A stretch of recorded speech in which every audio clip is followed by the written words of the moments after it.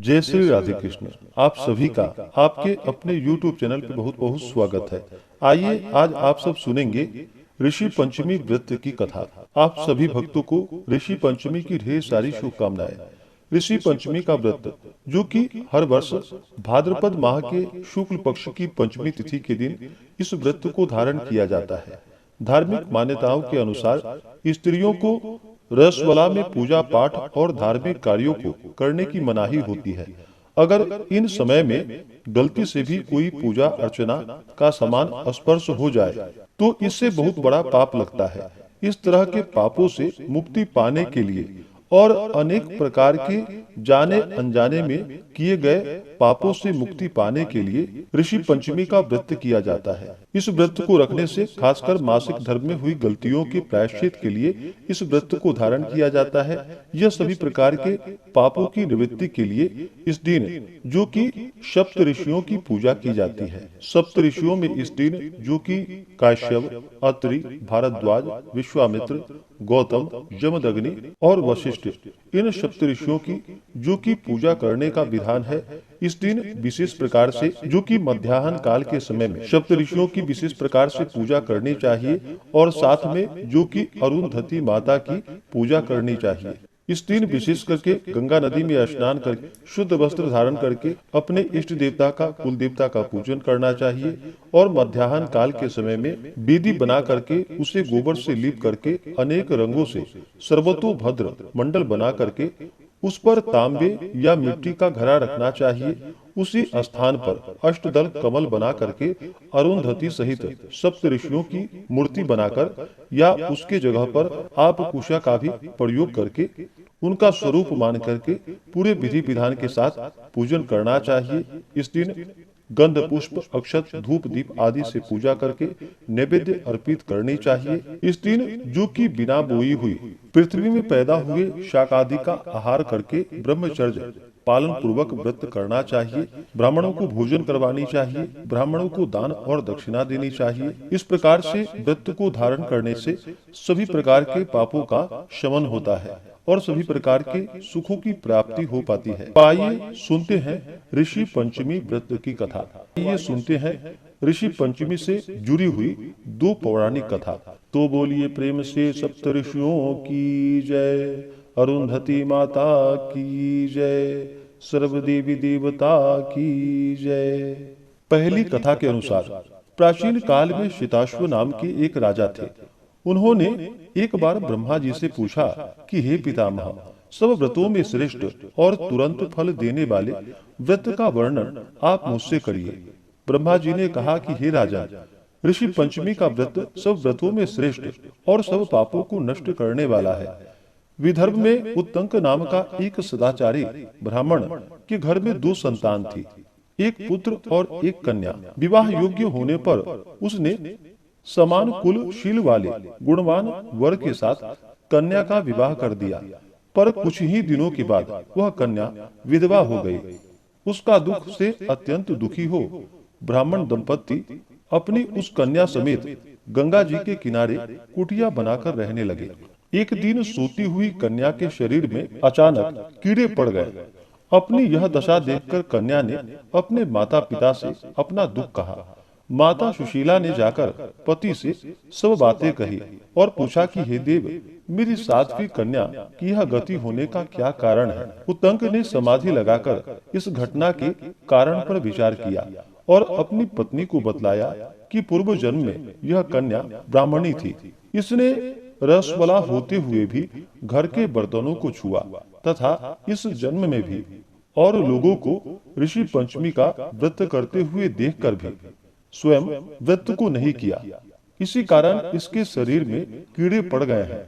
धर्मशास्त्रों में लिखा है कि रसवला स्त्री पहले दिन चांडालनी के समान, दूसरे दिन गृहघातनी के समान, तीसरे दिन धोबिन के समान अपवित्र रहती है, फिर चौथे दिन स्नान करके शुद्ध होती है। यदि यह शुद्ध मन से अब भी ऋषि पंचमी का व्रत करेगी तो इसका दुख छूट जाएगा और यह अगले जन्म में अटल सौभाग्य को प्राप्त कर सकेगी। पिता की आज्ञा से कन्या ने विधि पूर्वक ऋषि पंचमी का व्रत किया और वह व्रत के प्रभाव से सारे दुखों से मुक्त हो गई। अगले जन्म में उसने अटल सौभाग्य, धन, धान्य और पुत्र प्राप्ति करके अक्षय सुख को भोगा। दूसरी कथा के अनुसार सतयुग में विदर्भ नगरी में शेनजीत नामक राजा हुए थे। वह ऋषियों के समान थे। उन्हीं के राज्य में एक कृषक सुमित्र था। उसकी पत्नी जयश्री अत्यंत पतिव्रता थी। एक समय वर्षा ऋतु में जब उसकी पत्नी खेती के कामों में लगी हुई थी तो वह रसवला हो गई। उसको रसवला होने का पता लग गया, फिर भी वह घर के कामों में लगी रही। कुछ समय के बाद वह दोनों स्त्री पुरुष अपनी अपनी आयु को भोगकर मृत्यु को प्राप्त हुए। जयश्री तो कुतिया बनी और सुमित्र को रसवला स्त्री के संपर्क में आने के कारण बैल की योनि प्राप्त हुई। क्योंकि ऋतु दोष के अतिरिक्त इन दोनों का कोई अपराध नहीं था, इसी कारण इन दोनों को अपने पूर्व जन्म का समस्त विवरण याद रहा। वे दोनों कुतिया और बैल के रूप में उसी नगर में अपने बेटे सुचित्र के यहाँ रहने लगे। धर्मात्मा सुचित्र अपने अतिथियों का पूर्ण सत्कार करता था। अपने पिता के श्राद्ध के दिन उसने अपने घर पर ब्राह्मणों को भोजन के लिए नाना प्रकार के भोजन बनवाए। जब उसकी स्त्री किसी काम के लिए रसोई घर से बाहर गई हुई थी तो एक सर्प ने रसोई की खीर के बर्तन में विष को वमन कर दिया। कुतिया के रूप में सुचित्र की माँ कुछ दूर से यह सब देख रही थी। पुत्र की बहू के आने पर उसने पुत्र को ब्रह्म हत्या के पाप से बचाने के लिए उस बर्तन में मुंह डाल दिया। सुचित्र की पत्नी चंद्रवती से कुतिया का यह कृत्य देखा नहीं गया और उसने चूल्हे में से जलती हुई लकड़ी निकालकर कुतिया को मारी। बेचारी कुतिया मार खाकर इधर उधर भागने लगी। चौके में जो जूठन आदि बची रहती थी वह सब सुचित्र की बहू उस कुतिया को डाल देती थी, लेकिन क्रोध के कारण उसने वह भी बाहर फेंकवा दिया। सब खाने का सामान फेंकवाकर बर्तन साफ करके दोबारा खाना बनाकर ब्राह्मणों को खिलाया। रात्रि के समय भूख प्यास से व्याकुल होकर वह कुतिया बैल के रूप में रह रहे अपने पति के पास गई और बोली कि हे स्वामी, आज तो मैं भूख से मरी जा रही हूँ। वैसे तो मेरा पुत्र मुझे रोज खाने को देता था, लेकिन आज मुझे कुछ नहीं मिला। सर्प के विष वाले खीर के बर्तन को अनेक ब्रह्म हत्या के भय से उनके न खाने योग्य कर दिया था। इसी कारण उसकी बहू ने मुझे मारा और खाने को कुछ भी नहीं दिया।